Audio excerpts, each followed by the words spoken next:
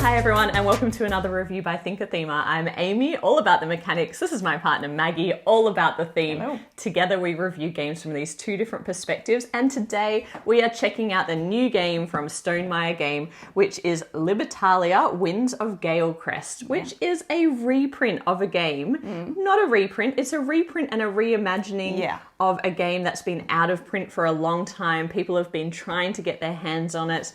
And the story goes that Jamie Stagmeyer was playing a lot of this game on BGA over the pandemic, and actually looked up the publisher and got in contact to find out who had the rights to the game, and has brought it back to life with all new art, new components, and some new rules. But we should say before we get going with the review that we haven't played the original. So our perspective is certainly from the perspective of fresh eyes on this new game. So Libertalia. In Libertalia, we all play as pirates, or almost like a pirate captain, because you actually get to decide which pirate gets to go on each journey. As all pirates, we're all out for treasure, so ultimately it's whoever manages to accumulate the most loot, and more specifically treasure, will be the winner. However, what's going to happen is, just like, I imagine pirates used to do, it's not all just smooth sailing. As we all go on our voyages, there's going to be a lot of, once we find the loot, who's going to get the best bit? And so there's going to be a little bit of being sneaky, a little bit of potentially savoring one another, and then making sure that we get the absolute best loot, and that we don't end up with a relic, or which can be a little bit of a curse sometimes.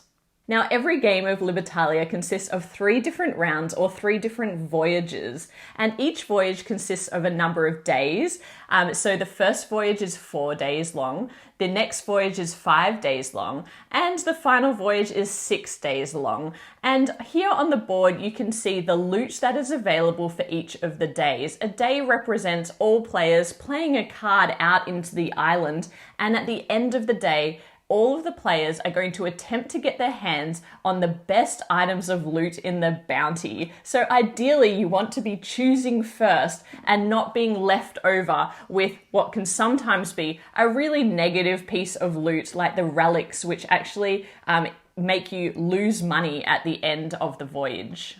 Now, what's really interesting about this game is how you get the cards in your hand in order to play them down into the island, and everyone's going to do that simultaneously. And so at the beginning of each voyage, one person is going to take their stack of 40 cards and randomly choose 6 cards. So they might shuffle their deck and draw out 6 cards and then read them out to the rest of the table, and everyone else is going to go through their deck, which is in order, and pull out the same 6 cards. So now at the beginning of the game, you know the cards that you have, and you know the cards that everybody else has, which is part of the strategy into working out, what am I going to play first? Because there is an interaction effect between all of the cards that are in your hand. You might be looking at it thinking, well, this is the clear card that I should play first, because maybe it's got an ongoing ability where it can generate me money throughout the voyage, and therefore I should play it first. But if I think that, then everybody else around the table is probably thinking that too. So how can I best strategize against the card that I think that they're going to play, and everybody else might be thinking the same thing? And that's where it gets a little bit chaotic, because what's going to happen in every day of this voyage is we're all going to be playing one card simultaneously into the island face down. And the best way to demonstrate that is to play out a 4-player example. So, for example, we are on our way and we're on our voyage, the first day of our voyage, and we know that this is the loot that we're all vying over. Now, I'm going to play a card here, another player is going to play a card here, and when you place them down, it doesn't matter what order you put them in, because all will be revealed in a moment. So all 4 players have played cards, and then once everyone has played cards, we reveal the cards. So they all have a number on the top left-hand corner. And what we're looking to do now is place these in ascending order on the island. So black had 3, which was the lowest, we'll put that there. Then 17, red player. Then the purple player played a 29, and the blue player thinks they're pretty clever and has played the 40, which is the governor, which is the highest valued card in the deck. So the beggar is going to be activated first in the daytime phase, and it says the owner of the rightmost character, so in this case it's the governor, is going to give you $2 and gain 1 reputation. So the governor is going to go up on the reputation track and also have to pay this player $2. Then we activate this player's card, the Brute. The Brute says discard the rightmost character on the island, so that's the governor, and that character's owner gains 1 reputation. So poor blue player loses their card off the island, which means that their action will no longer be activated. But as a consolation prize, they're getting to move up once on reputation, and this card gets discarded under their graveyard. Now, finally, the purple player has played the infantry, and the action here says if this infantry is the rightmost character on the island, gain $5. Now, at the start of play, it was not the rightmost character, but now because of the way these cards have played out, luckily for the purple player, they will gain that $5 for being the rightmost character on the island. Now, after the daytime actions are all resolved, we work backwards from right to left, and the governor's gone, so the blue player unfortunately doesn't get to take a loot token in this round. So now this purple player, who's really benefiting from everybody else's actions this round, gets to take first pick of the loot and maybe picks some treasure here, the treasure chest. The Brute then gets to go next and picks a map, and finally the beggar gets to choose between the final 2 pieces of loot. But that is a general example of the way that this game plays out. What you're doing each round is selecting from your 6 cards that have been dealt for this voyage and optimizing it based on the packages of loot where you want to have a stronger position in the turn order, or where you don't mind so much what you might get, and therefore you might play a lower card that has a beneficial action for you. If your character successfully makes it through this round, then they are brought back over to your player area and they are put in what is called your ship. And they sit in your ship and sometimes interact with other powers that cards have based on the number of cards in your ship, but also there is a nighttime ability, which is an ongoing ability. So some cards, instead of having a daytime ability, will have a nighttime ability that gets triggered at the end of every day, making them super powerful. At the end of each voyage, some cards will have some end of voyage abilities, but then basically what we're doing is drawing another 6 cards from our decks the way that we did in the first voyage, and we do that in all 3 voyages. But in each voyage we have some cards left over, so it becomes more and more difficult to remember what people have in their hands left over because some of the cards transfer between voyages. And finally, in this game, the way that you earn victory points is through money. And at the beginning of each voyage, you will start with the amount of money that's shown on the reputation track under your position on the reputation track. And then at the end of each voyage, you're going to be tallying up the money that you have on these little dials. So if I was able to get 20 total coins, I would put that into my dial and return all of my money back to the pool, and then begin the next voyage again with the amount on the reputation track. And at the end of the game, it will be the person who has the most money that will win. So now let's talk about our thoughts on the game. Well, the first thing that I have to say about this game is just how visually stunning it is. I absolutely love the artwork. Haven't played the original one, not very familiar with the artwork of the original one, or even the characters that were there, but I do love the characters that are in here. 40 beautifully illustrated characters. They're a mix of animals and humans, but they're actually really thematic in terms of the ability that they do and the power or the way that they interact with other characters. The other thing that I love is the loot tokens. They're so tactile and it's just so satisfying to like play with them as you're collecting them. It just feels like something really solid. Like I can kind of feel my loot that I got, unless it's, you know, a curse, in which case it's like, I can feel my curse that I but even just kind of drawing them from the bag, it's just like it just makes that beautiful kind of acrylic-y noise, and it's just it definitely has the level of quality that you would expect from Stonemaier. Mario games. The board as well is double-sided. So on one side we have this beautiful, picturesque island. It's blue, it's lovely, it's everything where you would want to be. On the other side is a stormy side, which is the darker, more treacherous context where you will be playing, and the loot tokens actually have different effects, and those effects include more take that, or elements where you can kind of disrupt not only your players' reputation, but also the players on their ship. So it has a bit more interaction and is a slightly meaner version of the game. Yeah. This game plays everything from 1 solo all the way through to 6. And one of the best benefits of this game is that it's simultaneous play. So everyone is playing a card at the same time, and then we are working out, how things fit together. And it has that real aha moment of like, I thought I'd planned that so well, and now you've disrupted my plans. If you've ever played a game like Six Nimit, where everyone's playing simultaneously and then you're reordering the cards, this action cue is really the crux of the game and the most interesting part of the game. And if you can game the game and think through the strategy, and you've got a good memory, you can kind of, think about what have people played already, what are they likely to play next, and or what are they collecting in terms of loot, and that might give you an idea of whether they want to play a high-powered card or not.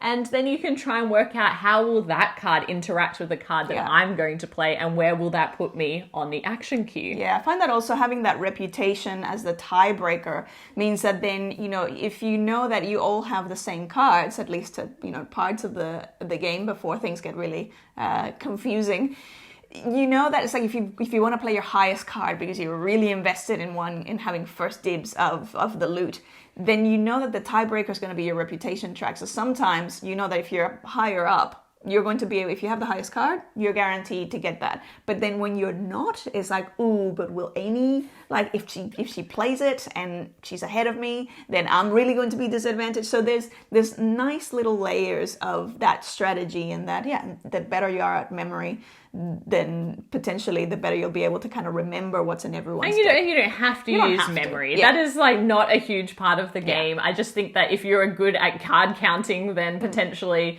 that will give you a slight advantage in the game. But I think mostly it's about also looking at your own hand and the hand management of the way that the specific 6 cards that have been selected at the start of that voyage interact together, and the best order in which to play them based on the loot that's been drawn. So there's a lot of careful thinking about the way that you're going to play that out in the game. But the simultaneous play is interesting because it means that this game doesn't get a lot longer when you have more players. So one of the advantages is if you've got 6 players, and let's be honest, not a lot of tabletop games play 6 players well, then you can bring out this game and it's not going to get bogged down because everyone's playing at the same time. There's a little more admin that you need to do along the way with the reordering of the cards, but that's fairly quick. It feels fairly, like thematic, because I feel like I'm on a ship the whole time, because it's like we're going up in the daytime and back in the dusk and up, and then the order of the cards as you're going up and down. So that's an interesting little, completely irrelevant, but that's how I feel, like in terms of the admin of the game. I think the interesting thing to think about in this game, and we've discussed a lot, is who is the ideal audience for this game. So we're always thinking about what type of player or what family member or part of our friendship group would suit this style of game. And what's interesting about this game is it's a fairly rapid, tactical game where there's no real long-term strategy. You're trying to make the best decision that you can in that moment and based on what you know the other players have in their hand. And interestingly, though, I wouldn't say that it's for an entry-level gamer. No, it's not newbie-friendly. It's not. Yeah, there's a lot of card reading and trying to understand how is this going to interact with that. And because it's 40 cards to begin with, if you've never played this game, it can be very overwhelming to all of a sudden get 6 cards. They all have a different thing that they do. And so when we played it with non-gamers, there's been a bit of very, very lost. A bit of reluctance as well to because it can be a bit confusing with the daytime, then the dusk, and then the nighttime abilities, and just how everything fits together. And then to have to make a strategic choice from the cards in your hand, there is quite a taxing amount of decisions that have to be made in your mind before you play that card. I think, though, once you've played a few rounds of it, it does start to come together. So for our gaming groups that are like newbie plus, once they were confused at first. Once they got started, they got the hang of it and got better at it. And then the second game, they were much better at it. But it is a bit intimidating at first. So we certainly would place this in like that mid-weight level. And then to really shine at this game, you do have to be quite understanding of the strategy of the different cards and the players. And so this game is going to be excellent with a heavy gamer group. But at the same time, it's very different to sitting down to a Euro where you are building something, where you are playing out a strategy over, the course of 90 minutes. And ultimately, it's like whoever has the best plan wins. It never feels like that in this game. No, so that's one of the key things is it's like if you're playing with a heavier gamer, like for me, for example, I feel like I can't do too long-term a strategy because you are very much tied to the reactivity of what are other people playing, what's in my hand, what's in other people's hands, what's the loot this particular day. So it's very much like a short-term type of game. And so for me individually, like the satisfaction of a complex, deeply woven strategy, it's like you're not really going to get that here. So it sits in this interesting in the middle sort of space. Yeah, and a lot of people love very well loved the game. original game. And I can completely see what people love about this. It's not really like anything else that we've played. It does take that core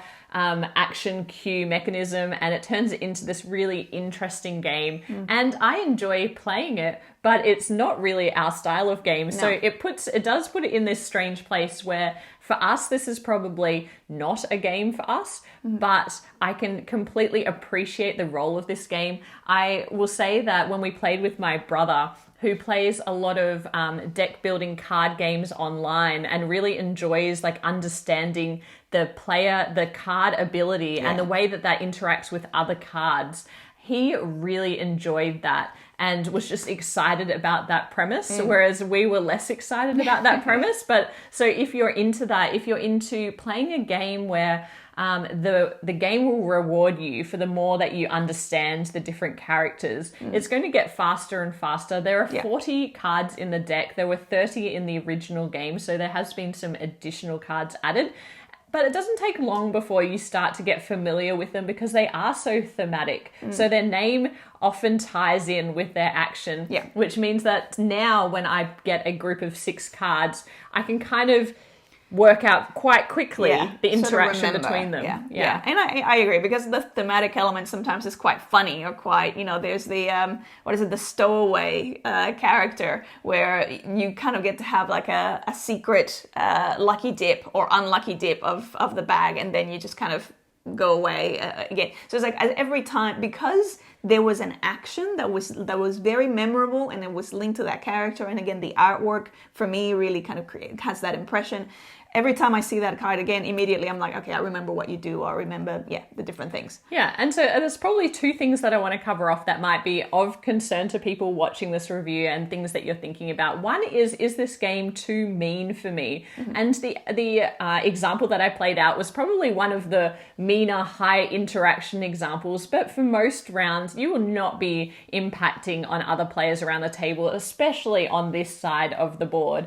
And so it is more about how much money you can accumulate and how much reputation you have, more than it is about taking other players down. So there is an element of take that, but it never feels devastating. Yeah, I agree. There is no point where you're just like, well, everyone's ganging up on me. Yeah. This is awful. I'm going to walk away from this game. It's a bit more democratic than that. Yeah, right? It's definitely a very low level of take that. So don't be concerned about that. The other thing is about how does it play at a lower player count, because so much of this game is based on the order of the cards that come out in this island. And I will say straight up that I had much more fun with this game with more players because it's so much more unpredictable. Yeah. And so when everybody reveals, there's so much more chaos because you don't realize the reputation becomes really important. Yeah. And there's just so much going on. We've played it at every player count. I think that, at 4, it was really great as well. At 3, it was okay. And at 2, there's an interesting little card that's been introduced for the 2-player, which is this midshipman. And this midshipman goes here on the board. Here on the board, that's right. That's the stormy side. And it's got a value of 20.5. And it's really interesting because if these 2 cards were played in a 2-player game, they would go on either side of this card because it's got a value of 20.5. But what it does is the card that is to the left, the immediate left of this card, it's going to lose an option in terms of the loot because the opponent gets to choose a loot to remove from that day. So this character is going to have fewer choices. Yeah. And in a 2-player game, there will actually only be 3 loot, which means that then when, for example, the purple player would be taking 1, then they would also get to decide which one to steal as the midshipman, which means that it's leaving the brute with no choice. No choice. You're taking that one no matter what. Yeah. So it is a really clever way to very easily create this third character, if you will, for a 2-player game. And I did enjoy our games at 2 players. It's just not a game that I'll get out for 2 players because so many other 2-player options. But it does give you a sense of how the game works, and if you really enjoy just playing with these cards and getting to know the characters, then certainly it does make it work. And then you've played it at solo. I did. So this was an interesting experience because I saw the solo and I saw the automa and I was like, I'm not usually good with an AI. And then I started reading, it's like, oh my goodness, there's not just one AI, there's technically 2 AIs. There's an automa and then there's the pilferer. So I was like, I'm gonna struggle with this. It actually introduces alternative powers to some of or abilities to some of the loot items, because obviously that it'll make them make more sense when you're playing against an automa. Now, the way that it works, which is actually really interesting, initially it took me a little bit to wrap my head around, wait, what's happening? Because you're facilitating 2 kind of AI turns. But one of them is actually really straightforward. So the cards, interestingly enough, are for the automa are double-sided because they could either play as the automa or they can play as the pilferer. The order would be you kind of set it up like a 3-player game essentially. You don't use the midshipmen, so it's just it's you and the 2 other automas. The first thing that you'll do is you'll decide what card you're going to play. So you'd be putting that down. The automa is going to have the same set of cards as you do. And then the pilferer is going to be playing a random card, which then, again, will determine the ranking and the order. But then the automa, interestingly enough, has a hierarchy of what it's going to play based on the loot that's available for that day. So if it's 3 of, it sort of divides it into like amazing goods, mediocre, and then like really bad stuff. So you kind of work your way through that, and then it tells you an order from left to right, which is kind of like from lowest to highest power of the cards that it has, which one it will be playing. So for example, it might end up playing, let's say that it's not playing the 13. If my card was lower than that, it'll sit in between. And so this pilferer is fairly straightforward in that all it does is it messes up with the rank. It doesn't actually have an ability, but it will steal one of the loots. So that's fairly straightforward to set up. The smuggler in this case, or the automa, will have its own automa ability that will usually mess up with you. So I was really concerned that it was going to take me out of the game, but the more I sort of did it, because this flow is fairly it's fairly consistent in terms of which line to check. They do change, so they actually do change based on the different cards that you have at the back of the deck. But yeah, usually depending on the loot, you know what line it's going to be. I actually found myself really enjoying myself. It wasn't that tricky for me to facilitate, and it was a great way of replicating the experience of the multiplayer. Obviously, you can game it up way more because you know exactly what, like you can sort of know what, not so much what the pilfer is going to do, but definitely what the automa is going to do. So you have a little bit more available information because you know which card essentially they're going to be forced to use based on their priority, which is not the same as when you're playing with other people who are unpredictable and they can do, whatever. So I actually really enjoyed it as a solo. Is it something that I would choose to pull off the shelf to play solo? Probably not, because again, it's not the type of game. I love games where I get that sense of creating something over time, and by the end of it, I can look at it and go, oh, look at all the stuff that I've built. In this game, you're constantly resetting. Essentially, all the money gets sort of pulled away. You kind of bring it all into your tracker treasure chest, but then you start again. You may end up keeping 1 or 2 characters on your ship, but aside from that, everything kind of resets. So I never kind of get this sense of gradual progression and building and momentum. So that's probably the reason that I wouldn't sort of pick this. But if you're a fan of this game, I think this solo is particularly great to learn the game, to explore the deck and get to know those characters. Yeah, and this game is interesting because we haven't quite decided whether we're going to keep it in our collection.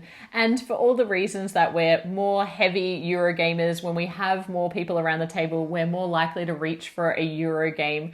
But this one has a unique role in that it does play up to 6, and we don't have many games that do that. And it doesn't have a huge teach overhead, even though it is overwhelming for people to understand the way to best play the cards. To get started with the game, the overhead for the teach is really low. Because most people understand the ascending, descending order. It's just about how that actually comes about in terms of your strategy. It takes a few plays to understand that. But yeah, we have really enjoyed our time with Libertalia. It's great to be able to access this game that's been out of print for so long. And the visuals and the way the componentry is all... The tactile element is really nice. It's all gorgeous. It goes back into the box, into the insert really easily. So for that reason, it's a great game. It's a very hard review because it is a great game, but not a game that is probably our style. So hopefully we've given you enough information to work out if it's a game for you. If you enjoyed this review, please hit like, subscribe to the channel if you haven't already, and we'll be back with more board game reviews soon. But bye for now. Bye.